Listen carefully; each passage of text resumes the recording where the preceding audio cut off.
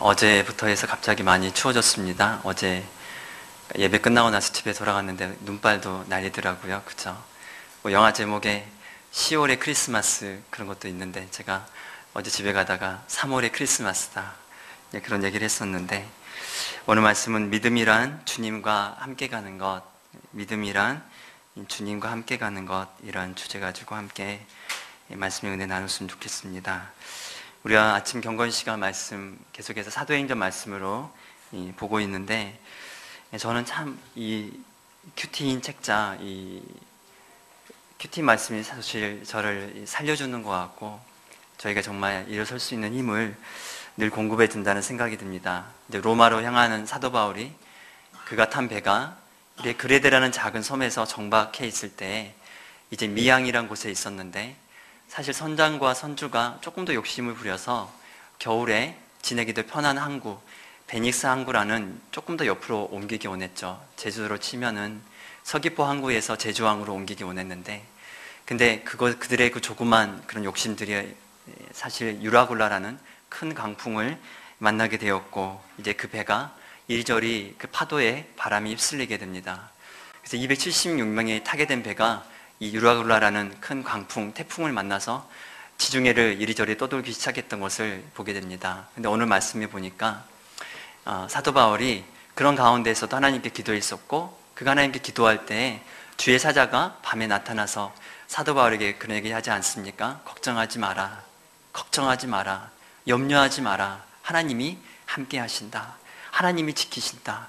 그래서 사도 바울이 담대하게 이야기를 합니다. 이 항해 가운데, 우리가 하고 있는 이 항해 가운데 아무런 손해가 있지 않을 것이다. 머리털 하나도 건드려지지 않을 것이다. 우리 한 사람도 죽지 아니할 것이다. 그래서 오늘 말씀 그대로 이루어진 것을 보게 됩니다. 사도 바울이 이 항해라는 말이 참 제 마음 가운데 깊이 박혔습니다.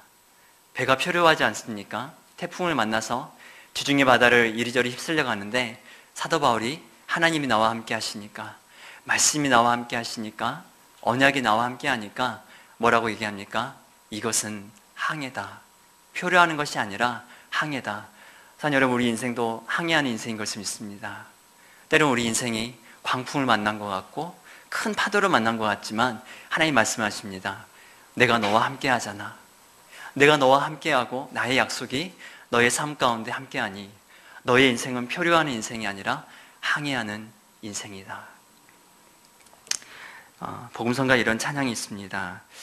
주 없이 실수만 하는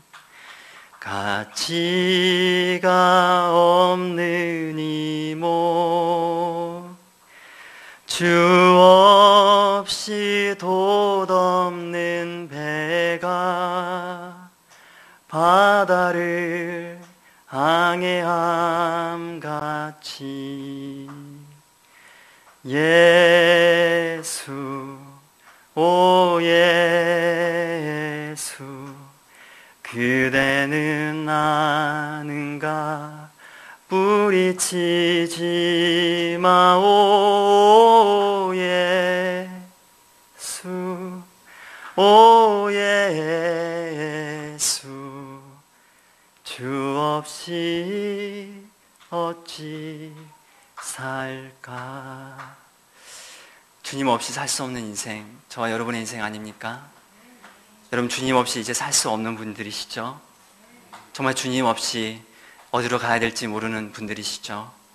주님 없이 여러분 살고 있는 이 인생이란 이 배가 정말 어디로 가야 될지, 주님 때문에 우리가 하루하루 살아가고 주님 때문에 하루하루 항해하는 인생이라고 믿습니다. 할렐루야. 정말 이 멋진 인생이, 진짜 이 복된 인생이 정말 자랑스럽고 오늘 하루는 정말 제 마음 가운데 이 찬양이 계속 울려 퍼지는 것을 느꼈습니다. 항해하는 인생, 주님과 함께하는 인생, 우리 그렇게 멋지게 함께 달려가면 좋겠습니다. 오늘 말씀 참 길지만 오늘 말씀은 사실 이 세 개의 이야기로 나누어져 있습니다. 그리고 각각의 이야기는 또 하나의 큰 이야기를 만들어내고 있는 것을 우리가 보게 됩니다. 오늘 말씀을 보니까 그 중심에는 먹는 것이 매개체로 등장을 합니다. 그리고 이 먹는 문제는 결국 예수님이 누구신가, 이 먹는 문제가 결국 예수님이 누구신가라는 그 결론으로 이어지고 있는 것을 우리가 보게 됩니다. 짧게라도 오늘 새 이야기를 다시 한번 우리 살펴보았으면 좋겠습니다. 첫 번째, 13절부터 17절까지 세리 마태가 예수님을 만나다. 예수님이 길을 가시다가 세간에 앉아있던 마태를 부르셨습니다. 마태 생각하면 저는 늘 우리 제일 큰형님이 생각이 나는데, 세무 공무원인 되게 융통성 없는, 오늘 또 설교 들으면 안 되는데 융통성 없는 저희 제일 큰형님이 생각이 납니다. 융통성이 없어서 지금도 자동차 운전을 하지 못하는 우리 큰형님, 얼마나 되게 순둥이인지 이게 생각이 단순한지, 어렸을 때 자전거를 배웠는데 중학교 때부터 학교가 머니까 자전거를 타고 학교를 가잖아요. 그런데 이게 올라타고 내리는 것을 못 배운 거예요.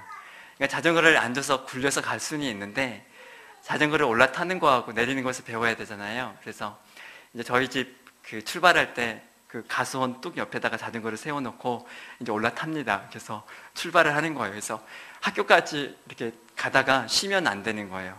쉬면 다시 올라탈 수 없기 때문에.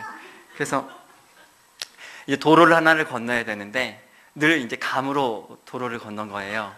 차가 뒤에 오는지 안 오는지.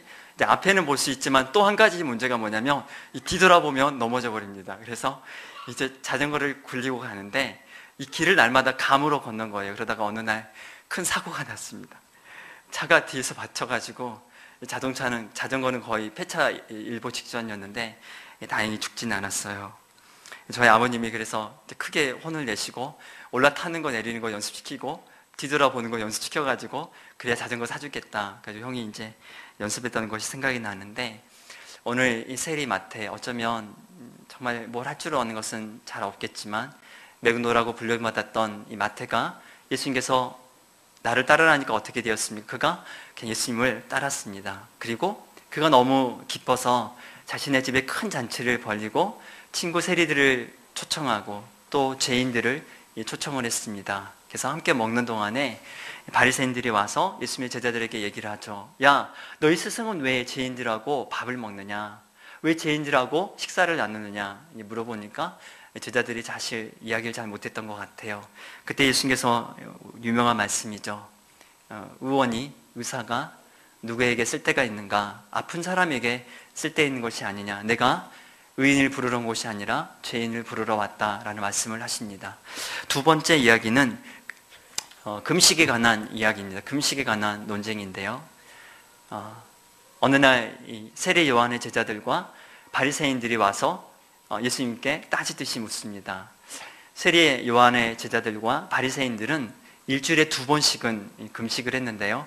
매주 화요일과 목요일 날 이 금식을 했다고 합니다. 그래서 그들이 금식하다가 보니까 예수님의 제자들은 도대체 금식을 하지를 않는 거예요. 꼭 저희들처럼 언제 마지막으로 금식했는지 생각이 안 날 정도로 예수님의 제자들은 금식을 하지를 않는 거예요. 그래서 와가지고 막 따집니다. 왜 우리는 금식하는데 예수님 당신의 제자들은 금식하지 않느냐고 그렇게 얘기하니까 예수님 뭐라고 말씀하십니까? 야, 신랑의 친구들이 신랑과 함께 있을 때 금식하는 거 봤느냐?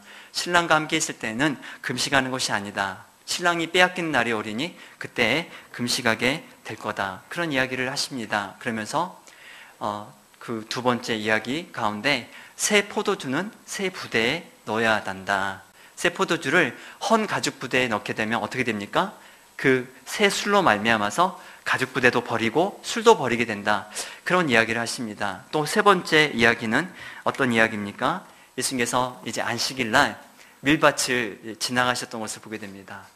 예수님의 제자들이 예수님이 지나가실 수 있도록 길을 막 텄던 것 같아요. 밀 사이로 길을 트니까 예수님이 걸어가시는데 이제 길을 틀 뿐만 아니라 어떻게 했습니까?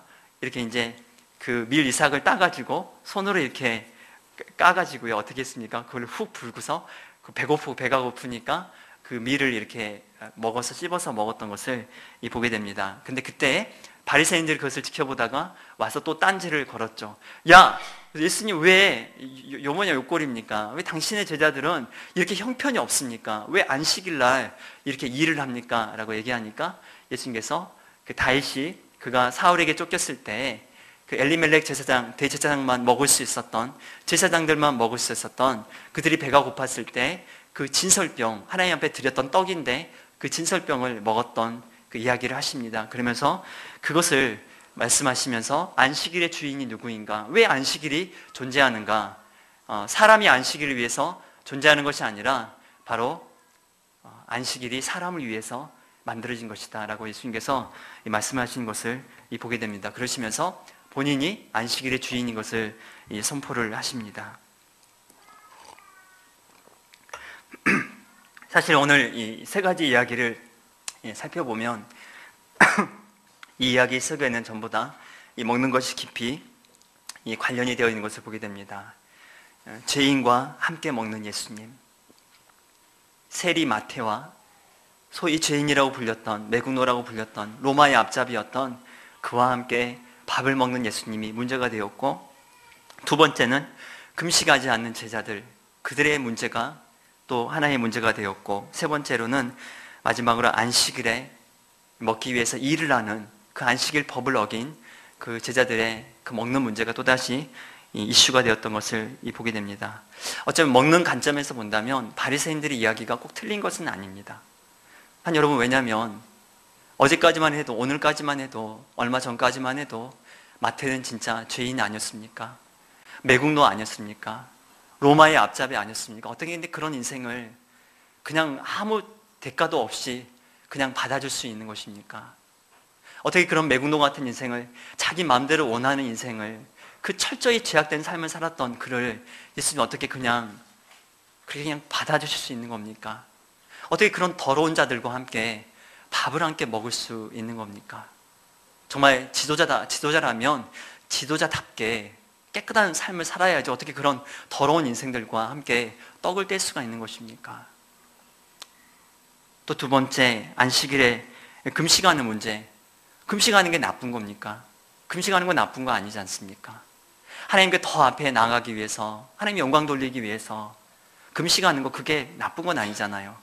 근데 예수님의 제자들은 날마다 너무 많이 먹어가지고 띠룩띠룩 살만 찌고 먹지도 않고 날마다 금식도 하지도 않고 보니까 너무 기가 막힌 거죠.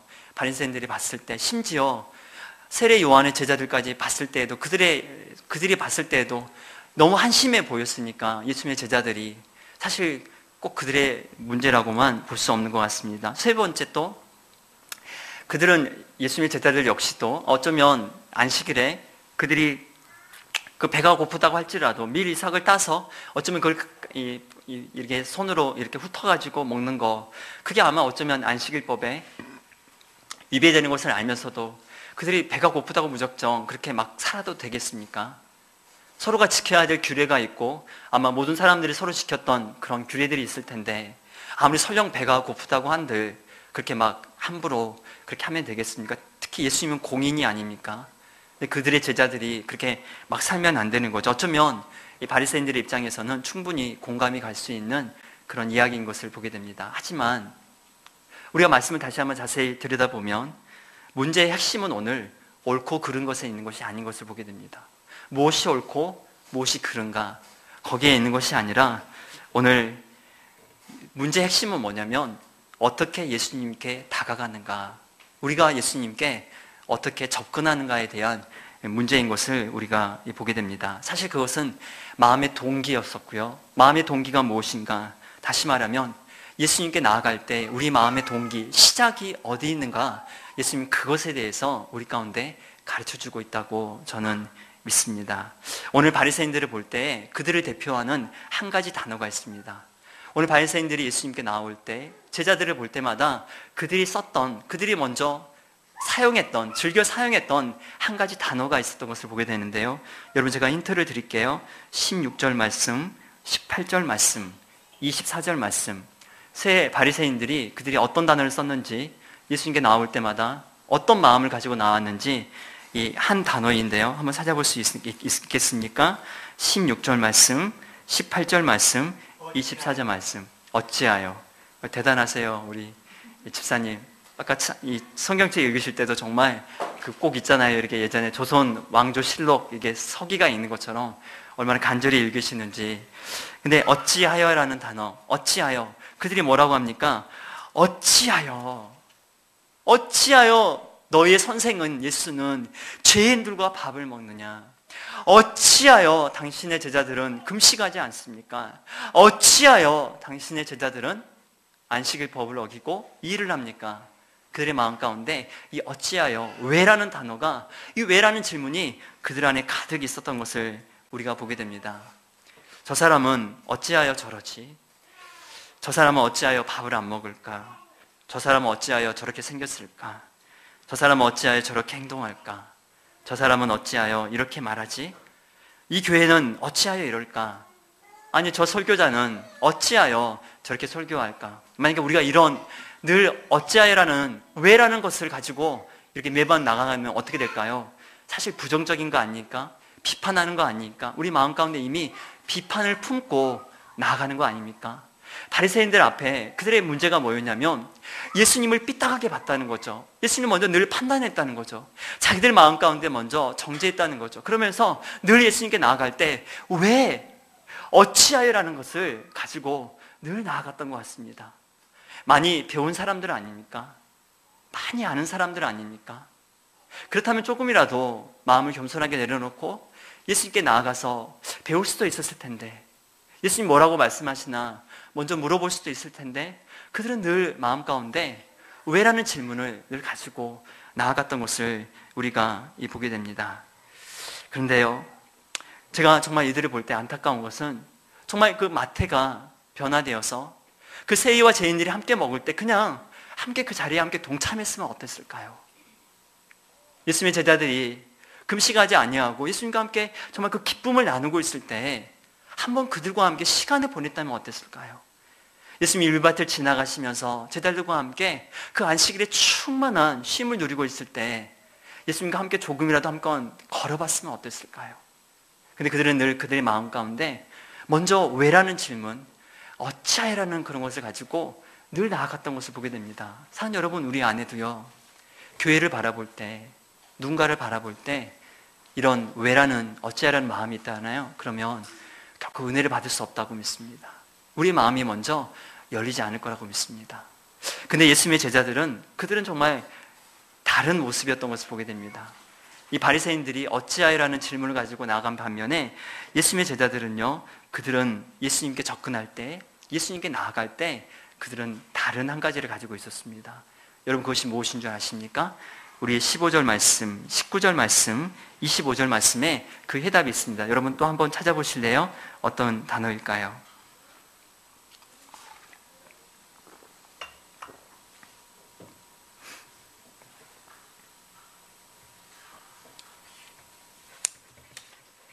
좀 어렵나요?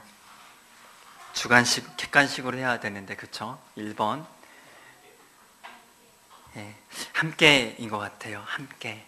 그쵸? 말씀에 뭐라고 나와 있습니까? 15절에 그의 집에 앉아 잡수실 때 많은 세리와 죄인들이 예수와 그의 제자들과 함께 앉았으니, 많은 세리와 죄인들이 예수님과 함께 시간을 보냈습니다. 또 우리 16절 말씀에 보니까 바리새인의 서기관들이 예수께서 죄인 및 세리들과 함께 잡수시는 것을 보고 함께 앉으셨고 함께 잡수셨던 것을 우리가 보게 됩니다. 마태가 참 질문이 많았지 않았을까요? 따라오라고 하니까. 근데 말씀에 오니까 예수님이 나를 따르라 하니까 어떻게 됐나요? 마태가 즉시 예수님을 따랐던 것을 보게 됩니다. 그리고 예수님과 함께 했습니다. 같이 먹었습니다. 삶을 나누었습니다. 그러면서 예수님이 누구신지 만났어요. 그분이 누구신지 만났습니까? 나의 삶을 치료하시는 의사인 것을 만났습니다. 내 영혼의 치료자이신 진짜 참 의사인 명의인 예수님을 만나게 됩니다. 함께 있다 보니까, 예수님과 함께 하다 보니까 그분을 만나게 된 거예요. 죄인을 부르러 오신 예수님, 그가 어떠한 모습이라 할지라도 그를 부르시는 예수님, 그를 기다리셨던 예수님을 그는 가슴 깊이 만나게 되었습니다. 또 거기에 있던 제자들도, 거기 있었던, 함께 있었던 다른 세리들도, 죄인들도 누구를 만났습니까? 예수님과 함께 있다 보니까 그분이 진짜 참 의사인 것을 만나게 되었습니다. 여러분 인생 살아가면서 정말 좋은 의사 한 사람 만나는 거 그 얼마나 큰 복인가요? 근데 우리의 영혼까지도 치료해 주시고 우리 안에 있는 질병이 뭔지, 내 안에 있는 진짜 병의 근원이 뭔지 알고 있는 사람이면 여러분 진짜 우리 진짜 복된 인생 아닐까요? 이 멋진 예수님 만난 오늘 마태와 제자들. 또 두 번째, 우리가 제자들은 또 어떤 예수님을 만났습니까? 그들이 금식을 하지는 않았지만 그들은 예수님과 함께 있었던 것을 보게 됩니다. 19절에 예수께서 그들에게 이르시되 혼인집 손님들이 신랑과 함께 있을 때에 금식할 수 있느냐? 신랑과 함께 있을 동안에는 금식할 수 없느니라. 뭐라고 얘기하십니까? 얘네들은 나의 손님이야. 그리고 나는 그들의 신랑이다. 나는 그들과 함께 있다. 그래서 그분이 말씀하신 것이 나와 함께 있는 예수님의 제자들은 뭘 누렸나요? 새로운 포도주의 기쁨을 맛보았던 것 같습니다. 새 포도주의 기쁨, 새 포도주의 기쁨, 새 포도주를 주는 신랑이 주는 그 놀라운 기쁨. 여러분 결혼 잘하는 게 얼마나 중요합니까? 정말 멋진 신랑을 만나는 게 얼마나 중요합니까? 우리 강성희님이 오늘 신혼여행 갔다 와서 아까 전화를 했더라고요. 목사님 너무 좋았다고. 너무 좋았다고. 그렇게 좋더냐? 꽉 잡아가지고 왔어? 아니요 목사님 완전히 잡혔어요. 근데도 막 너무 좋아가지고 제가 안 봐도 막 입이 여기 걸친 것 같아요. 아주 푹 빠져버린 것 같습니다. 근데 우리 한나는 얼마나 더 행복할까요? 그쵸? 우리 한나의 입은 아마 이미 정말 모르는 거예요. 그쵸?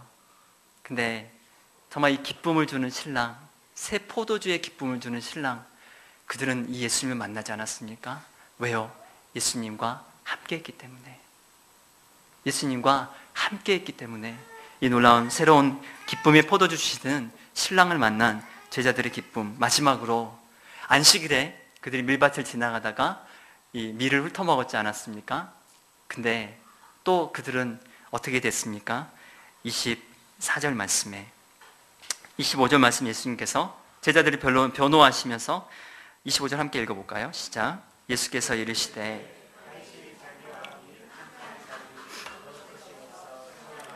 한 일을 잃지 못하였느냐, 그런 얘기하면서 또 26절에 뭐라고 합니까? 진설병을 먹고 함께한 자들에게도 주지 아니하느냐. 사랑하는 친구에게 함께 나눠주고 싶은 마음, 사랑하는 친구에게 함께 나누고 싶은 마음. 무엇보다 예수님은 안식일이 쉼 아닙니까?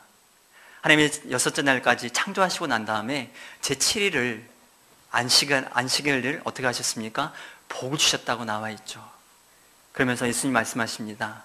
여러분 진짜 우리에게 뭐가 필요하세요? 여러분 쉼이 필요하지 않으세요? 그저 쉬고 싶다. 그쵸? 빨리 집에 가서 쉬고 싶다. 집에 가서 발 딱 씻고 침대에 딱 누워서 오늘 하루도 수고했어. 정말 쉬고 싶다. 근데 오늘 예수님 그렇게 그들에게 다가오십니다. 함께하는 그 제자들에게, 함께하는 이들에게 예수님 그 놀라운 은혜를 나눠주시는데 어떤 은혜입니까? 참 쉼을 주시는, 참 쉼을 주시는. 예수님 그분 스스로 밝히십니다. 내가 안식일의 주인이다. 내가 안식일의 주인이다. 내가 참 너희에게 안식을 주는 하나님이다. 수고하고 짐진 자들아 다 내게로 오라. 내가 너희를 쉬게 하리라. 사랑하는 주님, 오늘 주의 제자들은 예수님께 함께 하다 보니까 그들에게도 어쩌면 많은 질문이 있지 않았을까요? 어쩌면 그들이 예수님이 그들을 불렀을 때 왜 불러요? 라고 대답할 수도 있었을 것 같아요. 하지만 그들이 예수님과 함께 동행하면서 그들을 만났습니다.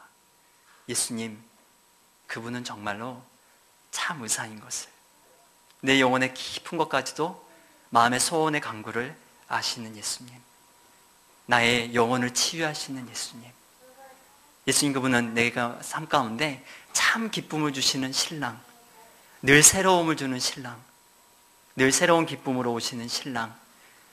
예수님은 내 삶 가운데 참 안식을 주시는 안식일의 주인이신 하나님, 창조주 하나님. 그들은 이 멋진 예수님을 만나게 되었고 이 멋진 예수님을 경험하게 되었다고 믿습니다. 세상에 똑똑한 사람들 참 많습니다. 교회에도 똑똑한 사람들이 참 많습니다. 그래서 막 물어보죠. 뭐가 맞냐고. 왜 하나님이 사람을 사랑했으면 선악과를 뭐 때문에 만들었냐고. 하나님 정말로 우리를 사랑하시면 세상이 왜 요모냥 욕거리냐고. 왜 불의한 자들이 잘 살고 의인들은 이렇게 핍박받느냐고. 왜 어떤 사람들은 태어날 때부터 장애를 입고 태어났냐고. 뭐 별별 가지 수도 없이 많은 질문들을 가지고 물어봅니다. 왜요? 왜요? 왜요? 하나님이 정말 나를 사랑하면 내 삶의 꼬락서니는 왜 이런가요? 어쩌면 우리 안에도 많은 왜를 가지고 하나님 앞에 나아갈 수 있다는 거. 하나님이 정말 나를 사랑하시면 하나님 나는 왜 이런 거죠?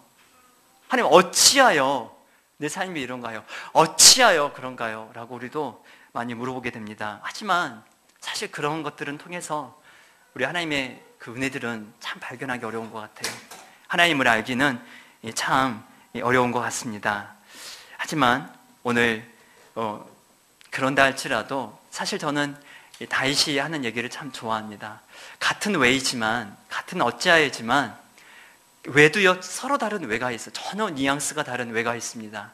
시편 말씀해 보면 8장에 사람이 무엇이기에 주께서 그를 생각하시며 인자가 무엇이기에 주께서 그를 돌보시나이까. 하나님 어찌하여 사람이 뭐길래 나 같은 인생이 뭔데 하나님 인생이 무엇이간데 하나님 나를 생각하시고 하나님 나를 사랑하세요. 하나님 나를 돌보세요. 그렇게 고백하는 왜가 또 있지 않습니까? 그 와임이라는 그 책을 쓴 김충근 교수님이라는 분이 계십니다. 알래스카 주립대학의 교수님이신데 이분이 전북 익산 출신이세요. 경희대에서 정치 외교학과를 나와서 1967년에 미국으로 도민을 하게 됩니다. 그래서 USC라는 University Southern California라는 대학에서 그곳에서 다시 정치학을 전공을 하게 되세요. 석사과정을 마치고 박사과정을 마치고 정말 젊은 나이에 알래스카 주립대학의 교수가 되게 됩니다. 한국인으로서는 정말 성공한 인물이 되게 되죠. 그가 대학 교수가 된 이후 4년 만에 최고의 그 교수로도 그런 영예의 상을 받기도 하고 정말 잘 나가는 인생이었습니다. 물론 예수님은 믿었어요. 젊은 날에 얼마나 믿음이 좋았는지 25살에 이 집사 안수를 받았다고 해요. 근데 그가 어느 날 그가 인생이 정말 정점을 찍었다고 생각하는 그때 37살이라는 젊은 나이에 그는 바로 간경화와 간염으로 사형 선고를 받게 됩니다. 의사들이 그 미국 얼마나 메디컬 시스템이 잘 돼 있습니까? 고칠 수가 없다는 겁니다. 1년 내로 죽게 될 거다. 얼마 남지 않았다. 그가 너무나도 억울했습니다. 그의 마음이 너무 억울했어요. 그래서 그가 빅베어 마운틴이라는 산에 올라가서 하나님께 기도하기 시작합니다. 하루 이틀, 3일, 4일, 5일, 6일 6일째 그가 간절히 기도하고 있을 때 하나님께서 그에게 말씀하셨습니다. 야, 내가 내 피 속에 있는 독소 때문에 육체적으로 죽어가는 것은 사실이지만 진정 내가 영혼 속에 있는 독소 때문에 죽어가는 것을 모르느냐. 충분하. 너가 너의 인생 가운데 나를 믿는다고 하지만 너의 성공을 바라고 살아가고 네가 네 가족을 사랑한다고 하지만 너의 그 명예를 더 사랑하면서 늘 네 자신을 자랑하면서 늘 너의 얘기를 하면서 네 안에 영혼이 썩어서 그 독소 때문에 너가 죽어가는 것을 모르느냐. 그때 그가 간절히 하나님 앞에 회개합니다. TV 영화처럼 그분 앞에 그가 지었던 그 죄들이 쭉 지나갔다고 그래요. 그래서 그분이 자기가 지었던 죄들을 써보니까 52페이지나 되는, 자신이 그렇게 죄인인 것을 깊이 깨달았다고 해요.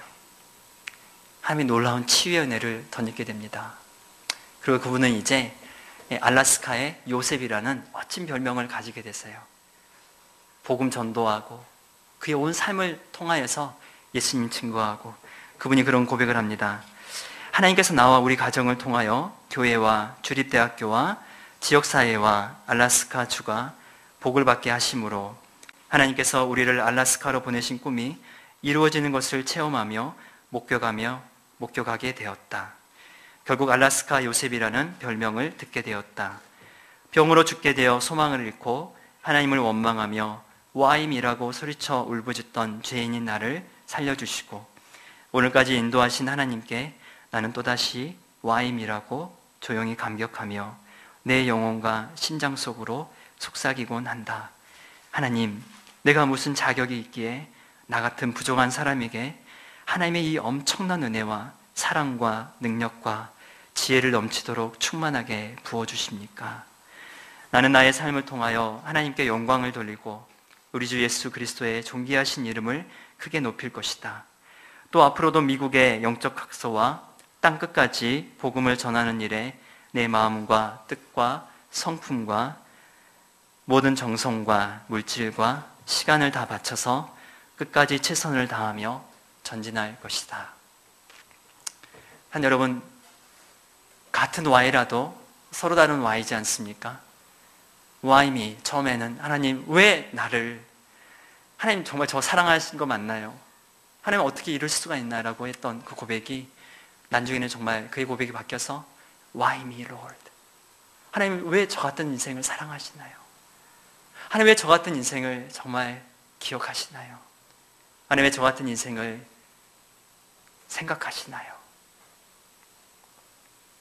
하나님, 우리 안에도 이런 Y가 생겼으면 좋겠습니다. 우리 안에도 이런 Y임이라는 그런 은혜의 말들이 생겼으면 좋겠습니다. 무엇보다 이제 주님과 함께 우리 함께 가는 자들이었으면 좋겠습니다.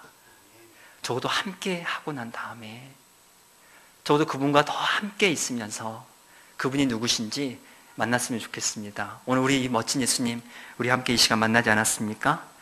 내 영혼의 의사이신 예수님, 나의 모든 것을 아시는 예수님, 내가 정말 무엇이 필요한지 가장 잘 아시는 예수님, 참 기쁨이 되시는 나의 예수님, 신랑 되시는 예수님, 또 내게 참 힘을 주시는 나의 안식이 되시는 이 멋진 예수님. 여러분, 이 멋진 예수님과 함께 여러분 이 밤 함께 동행하고 집에 돌아가실 때 이 예수님 정말 알아간 놀라운 기쁨 가지고 집에 돌아가시는 여러분 되길 예수님의 이름으로 축원합니다. 여러분, 이 시간 우리 잠깐 함께 기도했으면 좋겠는데요. 미정아, 반주 좀 해줄래? 하나님의 은혜 후반부 후렴 부분 반주해 주세요. 한량없는 은혜입니다. 정말로 갚을 수가 없는 은혜입니다. 어찌 나 같은 자를 부르셔서 어쩌면 우리는 참 많은 Y라는 질문들을 가지고 살아갔는데 오히려 그 많은 Y들을 이제는 삶의 경탄사로 바꾸신 하나님, 어쩌면 저 같은 자를 이렇게 사랑하시나요? 어쩌면 저 같은 인생을 이토록 사랑하시나요? 어쩌면 저 같은 인생을 이토록 생각하시나요? 왜 이토록 저에게 좋은 친구가 되시며, 왜 이토록 모든 사람들이 손가락질하는데도 나의 가장 좋은 의사가 되셔서 내 친구가 되셔서 나를 고쳐주시나요?